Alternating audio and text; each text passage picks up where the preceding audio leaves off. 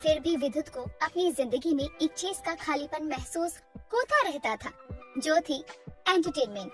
क्योंकि मीनाक्षी एक सीधी simple housewife थी और विद्युत को मस्त मलंग बीवी चाहिए थी। ऐसे ही एक दिन दोनों पति पत्नी नाश्ता कर रहे होते हैं और तब सुनो मीनाक्षी, आज मेरे बॉस के घर पे पार्टी है, तो क्या तुम मेरे साथ चलोगी?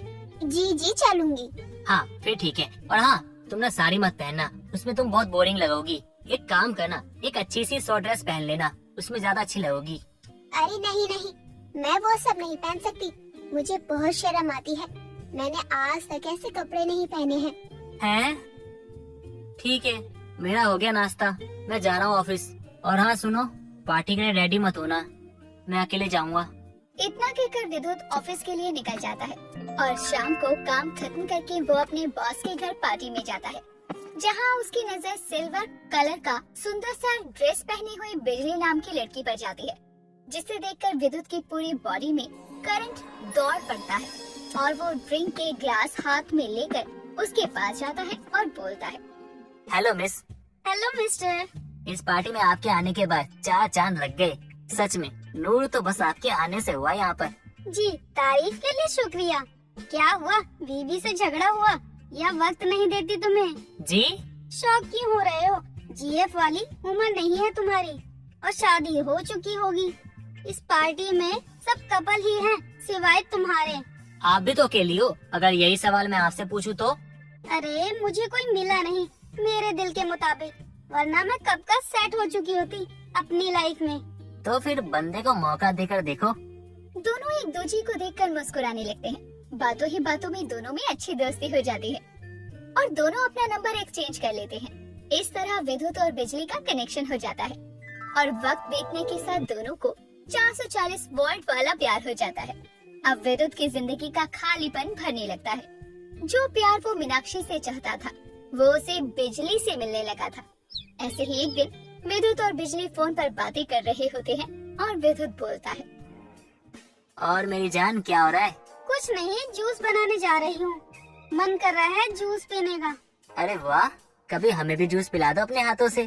क्यों नहीं, आ जाओ आप भी। एक काम करो डार्लिंग, तुम जूस बनाओ, मैं अभी आया फटाक से। इतना कहकर विद्युत फोन कट कर देता है और बिजली जूस बनाने के लिए कटे हुए फल मिक्सी के जार में डालकर और जैसे ही मिक्सी का बटन ऑन करती है, तभी उसे जोरदार करंट लगता है और वो मिक्सी से चिपक जाती है। तभी बाहर विद्युत दरवाजे की बेल बजाता है तो देखता है कि दरवाजा खुला है और जैसे ही अंदर आता है तो देखता है कि बिजली मिक्सी से चिपकी हुई थी।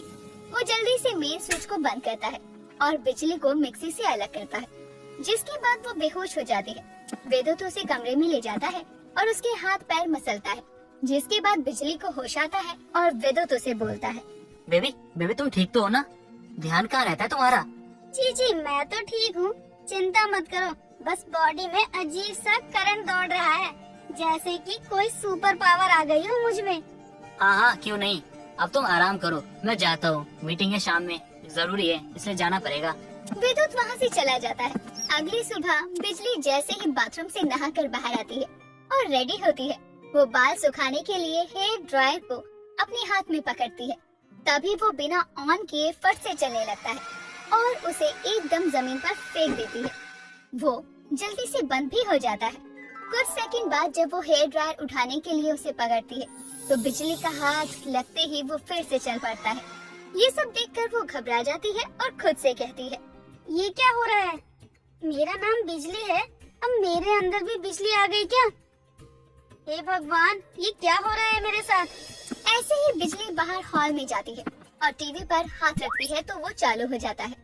सफाई करने के लिए वैक्यूम क्लीनर उठाती है तो वो भी चलने लगता है। ये सब देखकर उसे अचंभा होता है और उसे खुशी भी होती है और वो खुद से कहती है, ओहो, लगता है कल के करंट से मुझे सुपर पावर आ गई है। वाह, मैं तो चलता फिरता ट्रांसफार्मर हो गई हूँ। तभी शाम को विद्युत घर आता है, जिसके बाद उसे अपनी सुपर पावर के बारे में वो बताती है। बिजली की बात सुनकर विद्युत जोर जोर से हंसने लगता है और बोलता है, यार बेबी ऐसा मजाक मत करो, अरे ऐसा थोड़ी हो सकता है, मैं नहीं मानता कि ऐसा कुछ होता है। ये बात है तो चलो फिर मुझे पास वाले ड्रॉर से बल्ब निकाल कर दे दो।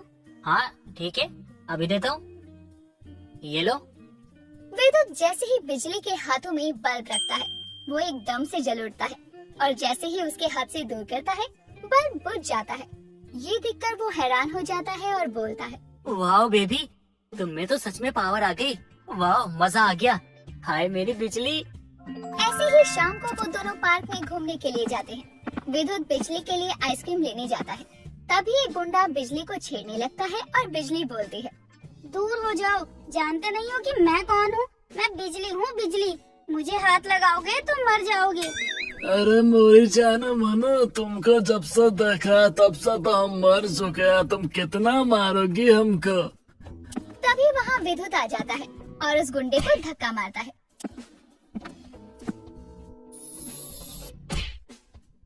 दोनों पार्क से घर आ जाते हैं और विद्युत बोलता है, बेबी, तुम तो हाडी सांधू के गाने की तरह हो गई। चांद दी खोरी बदलान दी, सारे तेनू बिजली बिजली कहान। बेबी, अब तू मेरे साथ मेरे घर चलोगी। मैं तुमसे दूर नहीं रह सकता अब। पर तुम मेरे पास नहीं आ सकते। जब भी मेरे करीब आओगे तो झटका ही खाओगे। दोनों हंसने लगते हैं और कुछ दिनों बाद विद्युत बिजली को अपने साथ अपने घर ले जाता है। यहाँ मीनाक्षी उसे देखकर बोलती है, विद्युत, ये कौन है? ये तो बिजली है। ये हमारे घर क्या कर रही है? बेबी, ये हमारे साथ रहेगी। ये रोबोट है और बहुत कमाल की चीज है। जिसके बाद विद्युत मीनाक्षी को बिजली पावर के बारे में बताता है और साथ ही उसे मैजिक करके भी दिखाता है। जिसके बाद मीनाक्षी खुशी खुशी बिजली को अपने घर में ले आती है। अब बिजली अपने पावर से सारा काम कर दिया करती। ऐसे ही एक दिन मीनाक्षी किसी काम से बाहर जाती है और बिजली हॉट सा ड्रेस पहनकर अपने रूम में रेडी हो रही थी।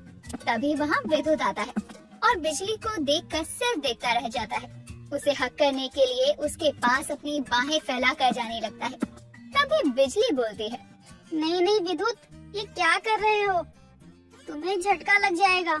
बेबी, झटका तो लग गया है जब से तुमसे मिला हूँ।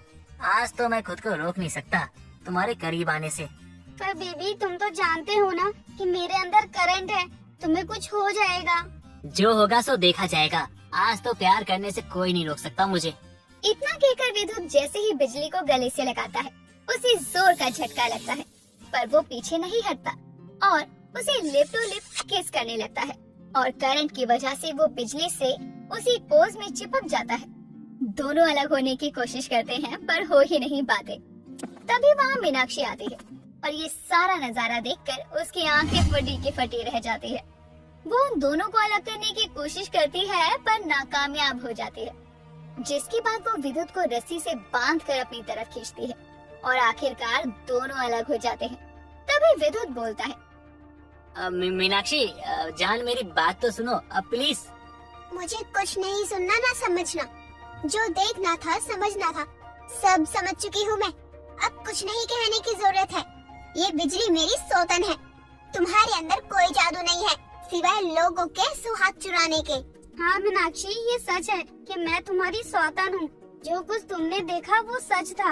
मैं और विद्युत बहुत समय से एक दूसरे से प्यार करते हैं, पर ये भी सच है कि मेरे अंदर सचमुच सुपर पावर है। देखो, दिखाती हूँ मैं। इतना कहकर वो पास में रखे टेबल फैन पर हाथ रखती है। वो ऑन नहीं होता। वो बार बार कोशिश करती है पर फैन ऑन नहीं होता। जिसके बाद मीनाक्षी बोलती है, पता था मुझे, कोई सुपर पावर नहीं है। मेरा पति बस मेरी सौतन घर लाया था। नहीं बेबी, सच में पावर है। बिजली, तुम दोबारा ट्राई करो ना, शायद पंखा खराब हो। लाओ, मुझे देखने दो। जैसे ही बिजली पंखा विद्युत के हाथों में देती है, वो फट से चलने लगता है। ये देखकर बिजली और मीनाक्षी दोनों हैरान हो जाते हैं और विद्युत बोलता है, यानी कि मेरे अंदर सुपर पावर आ गई। क्या? हाँ, मेरे पास सुपर पावर है।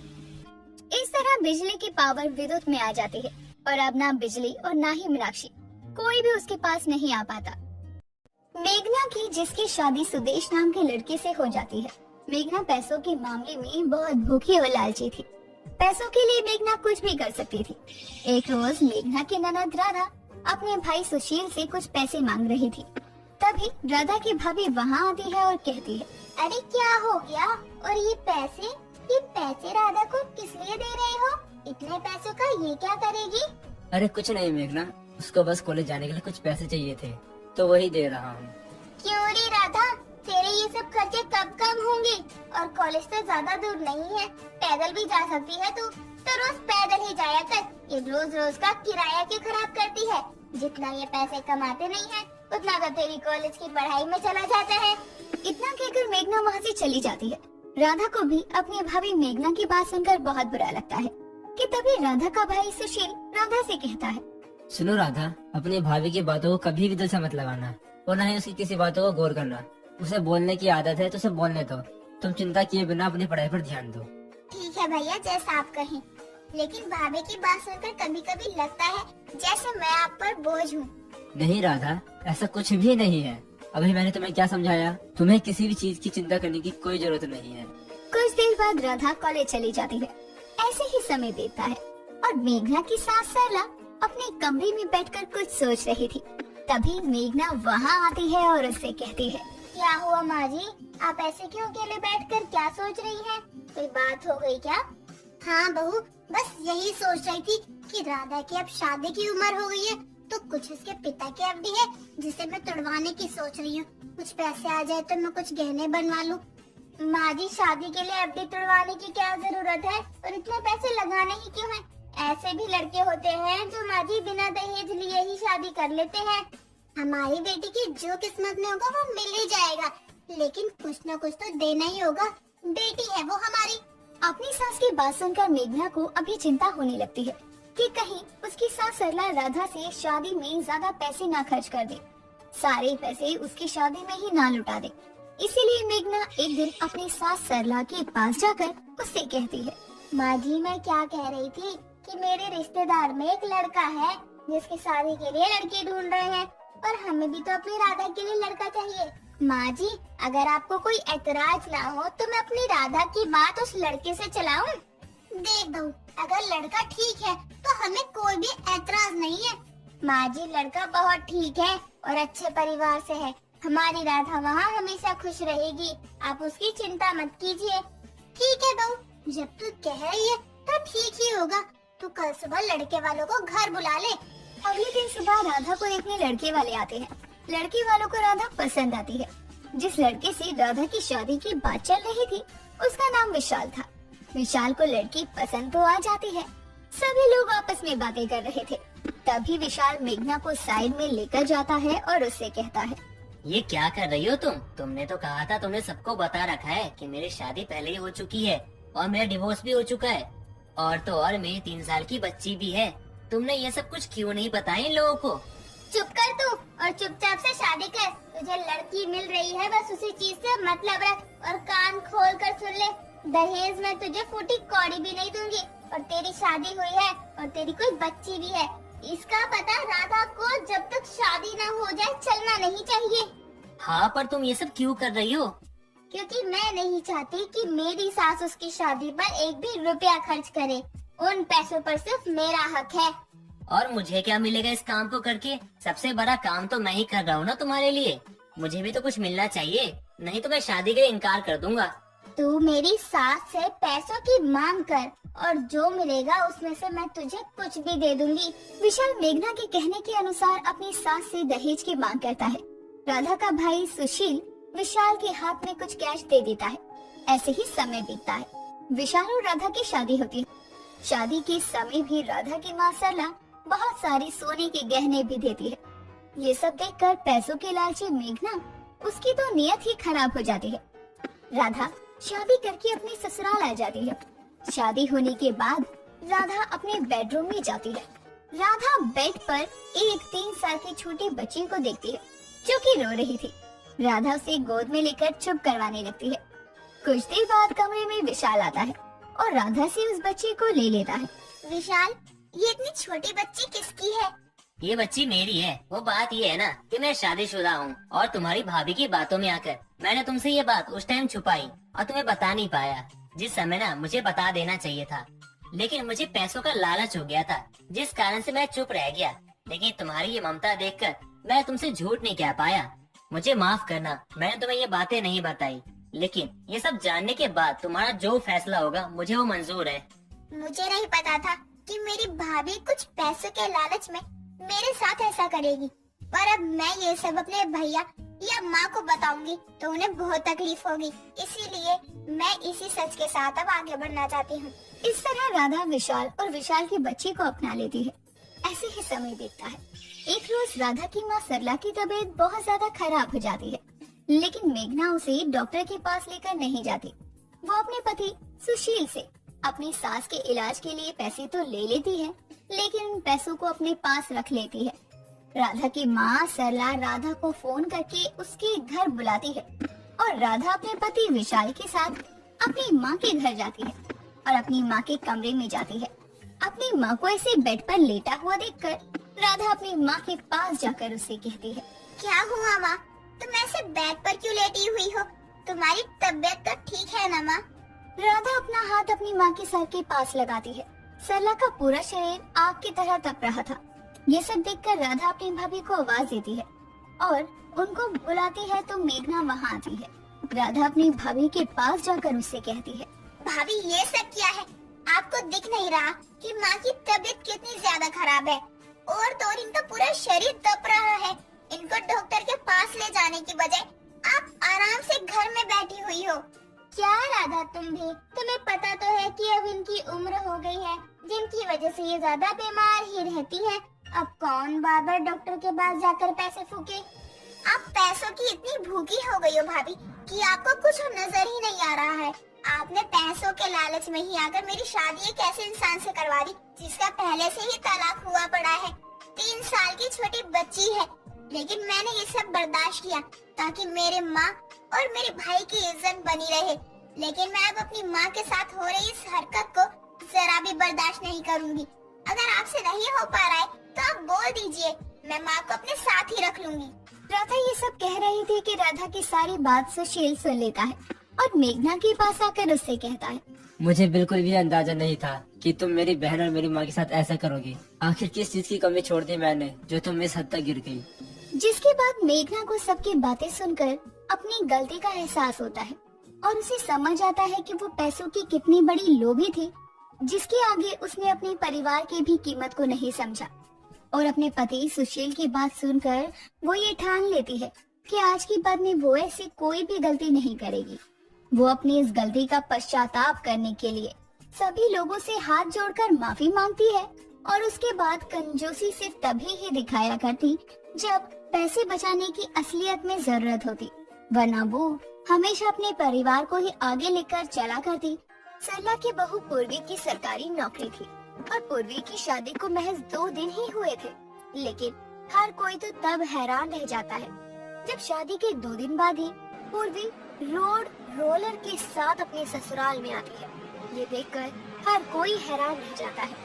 इतना ही नहीं, रोड रोलर की आवाज से हर कोई अपने घर से बाहर निकल पड़ता है और विमला तो सरला के पास भागी भागी आती है और सरला से कहती है, सरला कहाँ है? बाहर निकल, देख तेरी नई नवेली बहू भूचाल लेकर आई है। अरे वो तो ऑफिस गई है, तो भला यहाँ कैसे आएगी वो? अरे तू ये सब छोड़ और बाहर का नजारा देख, हर कोई हैरान है मेरी तरह ही। अब जैसे ही सरला अपने दरवाजे पर आती है तो वो देखती है कि उसकी बहू रोड रोलर चलाते हुए आ रही है। ये देखकर सरला विमला से कहती है, मैं तो बहू लाई थी, ये तो गुंडे निकली गुंडी। मैंने तो 2 दिन से इसे कुछ कहा भी नहीं और ये घर पर रोड रोलर लेकर आ गई। हे भगवान, कैसी औरत को बहू बना लिया मैंने। अब विमला के घर के पास जैसे ही पूर्वी रोड रोलर लेकर पहुंचती है, वैसे ही विमला के घर का चबूतरा टूट जाता है और ये देखकर विमला सरला से कहती है, तेरी बहू का क्या बिगाड़ा मैंने? मेरा घर भी तोड़ने पर लगी हुई है। हे भगवान, सरला ने अपनी बेटी की जिंदगी तो बर्बाद कर ही दी, साथ ही मेरी भी कर दी। सरला, तुझे मैं छोड़ूंगी नहीं, सुप्रीम कोर्ट तक लेकर जाऊंगी। अब जैसे ही पूर्वी अपने घर के सामने आती है तो सरला रोड रोलर आने से पहले रोड रोलर के आगे लेट जाती है और अपनी बहू से कहती है, तुझे मेरे घर में जाने के लिए मेरी लाश से होकर गुजरना होगा। तू अपने पति का घर कैसे तोड़ सकती है? मैंने तुझे कुछ कहा भी नहीं इन दिनों। उधर विमला और इधर सरला का नाटक चालू था, लेकिन पूर्वी अपने घर के सामने एक कोने में रोड रोलर लगाकर गाड़ी से उतरकर सास को बिना कुछ बोले अंदर चली जाती है। तभी सरला उठकर कहती है, बहू कहाँ गई तू? तू मेरे घर को नहीं तोड़ सकती। जाकर देख क्या करने गई है वो अंदर। कहीं देखने तो नहीं गई कि कहाँ से शुरुआत करे। आकर मेरे और तेरे घर पर पक्का रोड रोलर चलाने वाली है वो। अब सरला और विमला घर के अंदर जाते हैं और सरला अपनी बहू से कहती है, बहू हमसे क्या गलती हो गई ये तो बता, जो तू रोड रोलर लेकर आ गई हमारा घर तोड़ने के लिए। कोई बात बुरी लगी है तो दिल पर मत लगा, मैं भी तो तेरे पति की माँ हूँ। बहू तू मेरी बेटी जैसी है, मैं सरला को नहीं जानती। तू इसके चक्कर में मेरे घर को क्यों तोड़ने पर तुली हुई है? माँ जी, मैं किसी का घर तोड़ने के लिए नहीं निकली हूँ ये रोड रोलर लेकर, बल्कि ये तो मेरे ऑफिस का है। मतलब अब से ये यही रहेगा? मैं तो खामखा डर गई थी। बहू पहले क्यों नहीं बताया? तेरी सास ने तो सबके सामने मरने का ड्रामा ही चालू कर दिया था। सरला तू भी ना अपनी बदनामी खुद से करवाती है। और तू क्या कर रही थी? तू कौन सा कम है? सीखा तो तुझसे ही है ये सब ड्रामा। अब चलकर बाहर खड़े लोगों को थोड़ा अपना रौब भी दिखा। वो तो सोच रहे होंगे बहू को 2 दिन हुए नहीं घर आए, सास के ऊपर रोड रोलर चलाने आ गई। जरूर सरला ने ही कुछ किया होगा। अभी देखना तू मेरा कमाल, कहानी और जज्बात सब बदल दूंगी मैं। इतना कहने के बाद सरला बाहर जाती है और रोड रोलर पर बैठकर अपनी टांग पर टांग चढ़ाकर मोहल्ले वालों से कहती है, दरअसल बात ये है कि मेरी सरकारी नौकरी वाली बहू ने मेरे लिए दहेज में ये रोड रोलर लेकर आई थी और मुझे लगा कि वो मेरे घर को तोड़ने के लिए ये सब कर रही है, तो मुझे ही थोड़ी सी गलत फहमी हो गई थी। वाह क्या बात है, सरला तेरी बहू ने तो आते ही घर को सरकारी दफ्तर बना दिया। इसी बात पर सरला के नए रोड रोलर आने की खुशी में सरला पार्टी देने वाली है। अरे चुप कर, तू भरेगी पैसा? मेरी बहू की सरकारी नौकरी है, कोई खैरात नहीं। तुम मोहल्ले वालों, विमला की बातों को मैं वापस लेती हूँ। और हाँ, मेरी बहू के रोड रोलर के आगे भटकने वालों को जेल भी है, ये तो मैं बताना भूल ही गई थी। कंजूस कहीं की, दहेज में रोड रोलर ले आई है, लेकिन विमला के शब्द वापस लेती हूँ। अब सरला अपने घर में जाती है, जहाँ सरला की बहू पूर्वी किचन में काम कर रही थी। तभी सरला अपनी बहू से कहती है, बहू तेरे बाप को मैंने कहा था दहेज में मेरे बेटे को बाइक दे दे, तो तेरे बाप ने साइकिल तक तो दी नहीं, और अब तूने तो रोड रोलर ही खड़ा कर दिया दरवाजे पर। माँ जी ये ऑफिस का है, उन्होंने मुझे 6 महीने से तनख्वाह नहीं दी है, तो मैं ये उठा लाई। अब जब वो मेरी सैलरी देंगे तब वो ये ले जाएंगे, लेकिन मुझे लगातार काम तो करना ही है। ऐसा है क्या बहू? लेकिन मैंने तो सबको कह दिया कि तू ये दहेज में लेके आई है। लेकिन कोई बात नहीं, अब मैं पूरे मोहल्ले में रौब बना कर रखूंगी। अब सरला अपने रोड रोलर के पास कुत्तों तक को भटकने नहीं देती थी, और ये देखकर कांता अपने दरवाजे से देखते हुए सरला को ताने मारती है। सरकारी माल को हथियार रखा है, पूरी रात चौकीदारी करती रहती है और सबको बताती है दहेज में मिला है, बड़ी आई चौधरी बनने। अब सरला तो रोड रोलर का इतना ध्यान रखती थी जितना उसने अपने बच्चों का भी ना रखा हो। लेकिन एक रोज रात के करीब 12 बजे सरला को नींद नहीं आ रही थी और वो अपनी हॉल में घूमने लगती है। तभी उसके मन में आता है, क्यों ना आज कुछ ऐसा करूं जो इस उम्र में किसी ने न किया हो। ये काला चश्मा लगाकर मैं रोड रोलर चलाने की कोशिश करती हूँ। वो तो चलाने से रही, क्योंकि वो इतना है भी तो भारी। चलो अब चाबी लेकर रोड रोलर को चलाने का सुख ही कर लेती हूँ। बहू इसे कल ले ही जाएगी। अब जैसे ही सरला रोड रोलर पर बैठकर अपने स्टाइल में काला चश्मा लगाती है, उसे कुछ नहीं दिखता, लेकिन वो खुद से कहती है, इस चश्मे से तो सारी चीजें काली काली नजर आ रही है, लेकिन कौन सा ये चलेगा, शौक ही तो पूरा करना है, कर लेती हूँ। अब जैसे ही सरला रोड रोलर में चाबी लगाती है, रोड रोलर चल पड़ता है और सरला को खुद भी समझ में नहीं आता और ना ही उसे काले चश्मे में कुछ दिख रहा था, और वो चिल्लाने लगती है। तब तक रोड रोलर जाकर सामने ही एक पेड़ से जाकर भिड़ जाता है, जिसके नीचे बैठक बनी होती है, और रोड रोलर उससे टकराते ही आगे से तो चपटा हो जाता है और सरला बेहोश।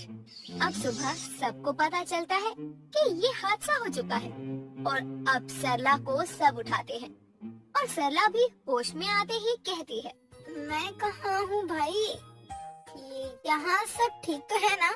मुझे कुछ दिख नहीं रहा। माँ जी ये आपने क्या किया? आपको कुछ हो जाता तो? मैं जिंदा हूँ? बहू मेरे साथ ये कैसे हो गया, मुझे भी नहीं पता। माँ जी अब चलो घर, मैंने अधिकारियों को बुलाया है, वो आकर इसे लेकर जाएंगे। सरला, ये मैं क्या सुन रही हूँ? तूने रोलर चलाया और तू बैठक से जा टकराई। तू कौन? मुझे कुछ भी याद नहीं है। बेचारी कल तक कितनी अच्छी भली थी, आज अपनी ही पड़ोसन को भूल गई। भगवान बेचारी की आत्मा को शांति दे। मैं मरी नहीं हूँ, बस इस उम्र में कुछ नया करने की वजह से लेने के देने पड़ गए। अब सरला तो इस बात का सदमा दिल से लगा बैठी थी। उसने सोचा नहीं था कि रोलर चल पड़ेगा, लेकिन जो भी हुआ उससे सरला उभर नहीं पा रही थी। तभी पूर्वी अपनी सास सरला को कहती है, माँ जी अगर आपको कुछ हो जाता तो क्या जरूरत थी ये सब करने की? अब वो मेरी तनख्वाह भी नहीं देंगे जो वो 6 महीने में देने वाले थे। बहू ये सब उस काले चश्मे की वजह से हुआ है। उसको लगाकर मुझे कुछ दिख ही नहीं रहा था और ये हो गया। अब जो भी हो, लेकिन रोलर का सरला पर से भूत उतर ही जाता है।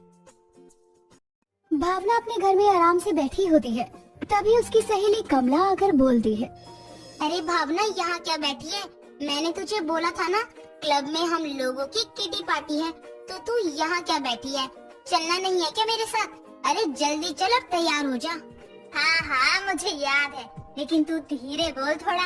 वो क्या है ना, मैं अपनी बहू को ये सब बताना नहीं चाहती हूँ, उसे ये सब ना ही पता चले, इसमें ही मेरे लिए अच्छा होगा। अच्छा ठीक है, लेकिन अभी तू चल, तुझे तो तैयार होने में भी टाइम लगता है। कोई नहीं ना, तू तो मेरी सहेली है, तो मेरे लिए थोड़ा इंतजार नहीं कर सकती क्या? रुक, मैं जरा अपनी बहू को बुलाती हूँ और कोई अच्छा सा झूठ उसे चिपकाती हूँ। इतना बोलकर भावना अपनी बहू पूर्वी को आवाज लगाकर बुलाती है। पूर्वी के आते ही भावना बहुत सीधी सी बन जाती है और अपनी बहू से कहती है, बहू वो यहीं पास में सत्संग हो रहा है ना, कमला भी वहीं पर जा रही थी, तो मैं यही बोल रही हूँ कि मैं भी वहाँ सत्संग में ही जा रही हूँ।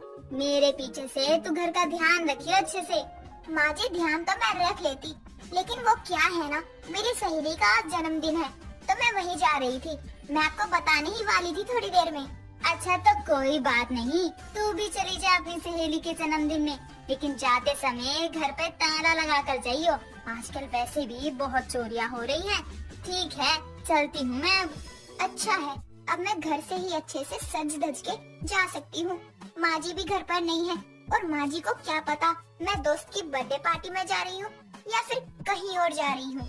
भावना सत्संग का बहाना बनाकर निकल जाती है और पूर्वी भी कुछ देर में अपनी दोस्त की बर्थडे पार्टी का बहाना बनाकर चली जाती है। दोनों ही सास बहू के बीच में बस झूठ था और इत्तेफाक से दोनों की पार्टी एक ही क्लब में होती है। दोनों अपने अपने दोस्तों के साथ एंजॉय कर रहे थे। तभी पूर्वी की नजर अपनी सास पर जाती है और अपनी सास को क्लब में देखकर पूर्वी खुद से बात करते हुए कहती है, माँ जी और क्लब में? छोड़ो ना, मुझे क्या, ये खुद तो कोई झूठ बोलकर बच जाएंगी, लेकिन मुझे अगर माँ जी ने देख लिया तो मैं नहीं बचने वाली। निकल ले पूर्वी तू यहाँ से। इतना बोलकर पूर्वी वहाँ से जाने लगती है। पूर्वी को क्लब से बाहर जाते हुए उसकी सास देख लेती है और भावना भी खुद से बात करते हुए कहती है, बहू यहाँ? भावना तू तो निकल ले यहाँ से, बहू की तो अभी उम्र है पार्टी करने की, उसे कोई कुछ नहीं बोलने वाला, लेकिन तुझे तो जरूर बोलेंगे सब। चली जाती हूँ वापस घर। भावना और पूर्वी इस डर से वहाँ से चले जाते हैं ताकि उनका झूठ न खुल जाए। और दोनों सास बहू इतने बड़े झूठे थे कि ऐसे ही कई दिन तक दोनों सास बहू झूठ बोलते रहते। एक दिन भावना अपने सामने वाले पड़ोसी मनोज के घर पकोड़े लेकर जाती है और मनोज को पकोड़े देते हुए कहती है, खाइए ना मनोज जी पकोड़े, मैंने खास अपने हाथों से बनाए हैं पकोड़े, बताओ ना कैसे लग रहे हैं? थैंक यू मेरे लिए पकौड़े बनाने के लिए, लेकिन मैंने तो कुछ बोला ही नहीं था। मनोज जी अब क्या आप कुछ बोलेंगे तभी मैं आपके लिए कुछ खाने को लाऊंगी। मैं क्या अपनी मर्जी से आपके लिए कुछ नहीं कर सकती? इतना भी हक नहीं है क्या मेरा आप पर? मनोज भावना की बातें चल ही रही थी कि इतने में पूर्वी भी मनोज के बेटे संजय के लिए पकोड़े लेकर आती है और वहाँ अपनी सास को देखकर पूर्वी कहती है, माँ जी आप यहाँ क्या कर रही हो और आप कब पकोड़े लेकर आई? मैंने तो आपको पकोड़े लाते हुए देखा भी नहीं। मैं भी तो ला रही थी ना संजय के लिए पकोड़े। पूर्वी इतना बोलती ही है कि तभी वहाँ संजय भी आ जाता है और कहता है, अरे पूर्वी भाभी आप यहाँ, कोई काम था तो मुझे बता देते ना, मैं खुद आ जाता। एक तो ये निकम्मा हर वक्त भाभी जी करता रहता है। अरे कोई काम नहीं होता है तभी तो मैं बार बार बहाना बना कर आती रहती हूँ, लेकिन कोई इसे ये समझा दे। अरे पूर्वी बहू, अब आ ही गई है तो अपनी सास को अपने साथ लेकर जाना। बाबना बहन कब से यहाँ पर थक गई होंगी, अब घर जाके थोड़ा आराम कर लेंगी तो अच्छा होगा ना, क्यों बाबना बहन? एक तो बहू से झूठ बोलकर मैं यहाँ आती हूँ, लेकिन पता नहीं क्या दिक्कत है मनोज जी को, 2 घड़ी बात तक नहीं करने देते ठीक से, ऊपर से बहन जी। माँ जी, आपको अगर अगली बार कुछ भी यहाँ लाना हो तो मुझे ही बता देना, मैं ले आऊंगी। आप भी खामखा क्यों तकलीफ लेती हो? नहीं बहू, तू ही तो सब करती है, ये सब तो मैं भी कर सकती हूँ ना, इसमें कौन सा मैं छोटी हो जाऊंगी? क्यों संजय बेटा, सही कह रही हूँ ना मैं? हमें कोई जरूरत होती ही नहीं, अगर हम दोनों बाप बेटे को कोई भी जरूरत होती है तो हम खुद आपके घर आ जाएंगे ना। संजय की बात सुनकर दोनों सास बहू वहाँ से चली जाती हैं। कहने को तो दोनों सास बहू थी, लेकिन दोनों एक से बढ़कर एक थी। अगर दोनों का झूठ नापने बैठो तो शाम हो जाएगी, लेकिन ये पता करना मुश्किल होगा कि दोनों सास बहू में सबसे बड़ा झूठा आखिर कौन था। लेकिन दोनों को कहीं न कहीं ये तो पता चल ही गया था कि कोई दूध का धुरा नहीं है, बल्कि दोनों ही झूठे हैं। ऐसे ही एक दिन पूर्वी रसोई में खाना बना रही थी, तभी उसके पास भावना आती है और कहती है, बहू, वो मेरे बेटे ने पैसे भिजवाए थे ना, जरा दियो तो, मुझे कुछ काम है। माँ जी, आप किस पैसे की बात कर रही हो? अरे घर के खर्चे ही इतने हैं कि पैसे कब आते हैं कब जाते हैं कुछ पता ही नहीं चलता। महंगाई तो आसमान छू रही है। ये भगवान, कैसे सफेद झूठ बोल रही है, अभी 4 दिन पहले तो पैसे भिजवाए हैं। बहू, इतनी जल्दी सारे पैसे खत्म कैसे हो सकते हैं? कुछ तो होंगे ही ना। नहीं माँ जी, अगर होते मेरे पास तो मैं खुद ही आपको दे देती ना, आपको बोलने की भी जरूरत नहीं पड़ती। मैं तो इससे ज्यादा कुछ बोल भी नहीं सकती, कई बार तो इसने खुद मुझे यहाँ वहाँ घूमते देखा है। ये तो मेरे सारे झूठे ही खड़े खड़े खोल देगी। भावना वहाँ से चली जाती है। भावना के जाते ही पूर्वी कहती है, बच गई मैं, अच्छा हुआ माँ जी मान गई और कुछ बोला नहीं, वरना मुझे तो यही लग रहा था कि माँ जी मेरे पुराने झूठ ना खोलने लग जाए। कोई बात नहीं, अगर माँ जी कुछ बोलती तो मैं खुद सुना देती। सास बहू और झूठ, अब घर में यही चल रहा था और कुछ नहीं। बस इसीलिए कोई कुछ नहीं कह रहा था कि उसे डर था कि उसका झूठ पकड़ा ना जाए। लेकिन एक दिन जब पूर्वी अपने लिए नई नई साड़ी लेकर आती है, तो भावना उसे देख लेती है और तुरंत उसके पीछे कमरे में जाती है और पूर्वी से कहती है, बहू, उस दिन तो बड़ा बोल रही थी कि पैसे नहीं हैं, और अब ये कहाँ से लाई है? माँ जी, वो थोड़े पैसे बच गए थे तो मैंने सोचा साड़ी ही ले लूं। सच में तू तो बहुत बड़ी वाली झूठी निकली, हमेशा झूठ ही बोलती है। यही सिखा के भेजा है क्या तेरी माँ ने तुझे? अपनी सास के साथ सास बहू और झूठ यही करती रही हो बस। माँ जी, आप मुझे बोल रही हो तो जरा खुद को भी तो देखो ना, आप भी तो कुछ कम नहीं हो। सच में सास बहू में तो झूठ ही चल रहा है, क्योंकि मेरी सास के झूठ की भी तो कोई सीमा नहीं है। बहू, तू मुझ पर झूठा इल्जाम लगा रही है। अच्छा, तो आप उस दिन सत्संग के नाम पर क्लब में क्या कर रही थी? आपकी फोटो दिखाऊं क्या? बहू, तू मेरा झूठ निकाल रही है तो तूने मुझे क्लब में कैसे देखा? तू भी तो क्लब में थी ना, मतलब घर से झूठ बोलकर क्लब जाती है तू। माँ जी देखिए, भलाई इसी में है कि हमारे झूठ को हम भूलकर एक नई शुरुआत करें। हाँ बहू, जिसमें सच में कोई झूठ नहीं होगा, क्योंकि सास बहू और झूठ में हम दोनों का झूठ पकड़ा गया है। भावना और पूर्वी दोनों नई शुरुआत की बातें करते हैं, लेकिन अब ये तो वो दोनों ही जानती थी कि ये भी सच है या एक नया झूठ। कांता के बेटे की कुछ दिनों पहले ही शादी सीमा नाम की लड़की से हुई थी। सीमा दिखने में बहुत ही सुंदर थी और उसकी पतली कमर देखकर सभी लड़के उसके दीवाने हो जाया करते। शादी के बाद भी अक्सर लड़के सीमा को शादी के लिए पूछा करते, लेकिन सीमा मना कर दिया करती। अब सीमा की शादी को कुछ समय बीत गया था। एक दिन सीमा का पति उससे कहता है, सीमा, ये सब क्या है? क्या हुआ, ऐसे चिल्ला क्यों रहे हो? तुम साड़ी पहन के घर से बाहर मत निकला करो, समझी तुम? तुम्हारी पतली कमर के कारण सब मुझे चिढ़ाते हैं और तुम्हारे बारे में उल्टी सीधी बातें करते हैं। तो इसमें मेरी क्या गलती है जी? अगर वो मेरे बारे में बातें करते हैं तो अब मेरी कमर शुरू से है ही इतनी पतली, तो इसमें मैं क्या ही कर सकती हूँ। कुछ भी करो, बस ये साड़ी पहन के बाहर मत जाया करो, वरना तुम्हारी इस पतली कमर की वजह से ना कोई मेरे हाथ से मर जाएगा, समझी तुम? अरे ऐसा क्यों कह रहे हो आप? लोगों का तो काम है हर किसी को देखना और उनके बारे में बातें करना, तो क्या पूरे मोहल्ले को पीटोगे आप? हाँ, जो मुझे ठीक लगेगा मैं वही करूँगा, अगर तुमने ये साड़ी पहनना बंद नहीं किया तो। इतना कहकर राजन घर से गुस्से में बाहर जाता है। तभी रोड के पास जाते हुए उसे एक ट्रक टक्कर मार देता है और इस हादसे में राजन की जान चली जाती है। राजन की मौत की खबर से राजन की माँ को बहुत बड़ा सदमा लगता है और तो और सीमा को भी एक बड़ा झटका लगता है। धीरे धीरे वक्त गुजरता है और राजन की मौत को 1 साल बीत जाता है। जहाँ एक तरफ लोग सदमे में जाकर पतले हो जाते हैं, तो वहीं सीमा की कमर और भी ज्यादा मोटी होती जा रही थी, जिससे अब सीमा भी परेशान थी। एक रोज वो खुद को आईने में निहारती हुई कहती है, हाय राम, ये क्या हो गया मुझे? राजन जी के जाने के बाद तो मैंने खुद पर ध्यान देना ही बंद कर दिया है। कहाँ एक टाइम पर मैं कितनी स्लिम हुआ करती थी, लेकिन अब तो मेरी ये पतली कमर कमरा होती जा रही है। इसका कुछ तो करना ही होगा। भले ही मैं विधवा हूँ, लेकिन अब मेरी भी उम्र नहीं हुई है। जवान तो मैं अब भी हूँ। अब से रोज योगा करके जॉगिंग करनी होगी। यूं ही अब एक दिन और बीत जाता है और अगली सुबह सीमा जल्दी से उठ जाती है और उसे देखकर सीमा की सास कांता कहती है, अरे बहू, ये सुबह सुबह कहाँ जा रही है? उठ कर तू। हे भगवान, अब मैं क्या कहूँ माँ जी को कि मैं सुबह सुबह जॉगिंग करने जा रही हूँ। अगर इन्हें सच बताऊंगी तो ये मुझे सीधा मना कर देंगी। झूठ ही कहना पड़ेगा। अरे अब कुछ बोल भी, क्या कर रही है? कहाँ जा रही है? वो माँ जी, कल रात से मेरा मन विचलित सा हो रहा है, तो मैं सोच रही हूँ कि अब से रोज सुबह मैं मंदिर भगवान के दर्शन के लिए जाया करूँगी। अरे वाह बहू, ये तो तूने सही किया। जा, आराम से जा मंदिर।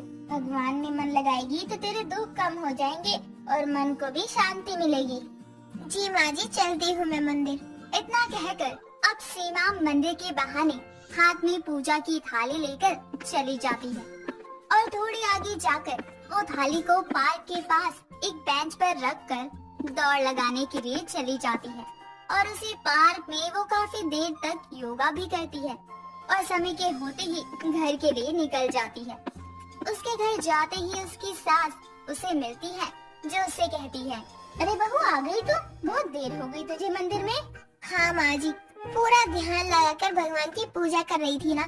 बहुत देर तक भगवान की आरती की और फिर भजन भी गा लिया, तो टाइम लग गया माँ जी। अगर आपको ठीक नहीं लगा मेरा इतनी देर तक पूजा पाठ करना, तो मैं कल से नहीं जाऊंगी।